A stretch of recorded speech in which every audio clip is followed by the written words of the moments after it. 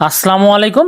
আমি এখন রওনা দিয়েছি কুষ্টিয়া কেন্দ্রীয় জামে মসজিদের উদ্দেশ্যে। মসজিদটি কুষ্টিয়া এনএস রোডে থানাপাড়ায় অবস্থিত। মসজিদটি কুষ্টিয়া বড় জামে মসজিদ নামেও বেশ পরিচিত।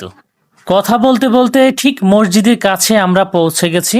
মসজিদের মিনারটি দেখতে মার্শাল্লাহ অনেক সুন্দর। 1896 সালে মসজিদটি প্রতিষ্ঠিত হয়। এটি কালক্রমে কুষ্টিয়া কেন্দ্রীয় জামে মসজিদ হিসাবে গড়ে ওঠে।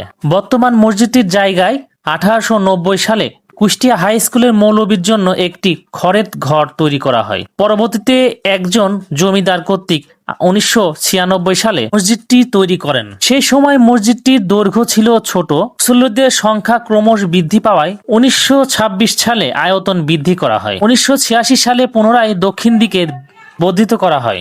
দ্বিতল বিশিষ্ট এই মসজিদটি দেখতে অনেক সুন্দর মার্শাল্লাহ। মসজিদটি কুষ্টিয়া ধর্মীয় ঐতিহ্য বহন করে।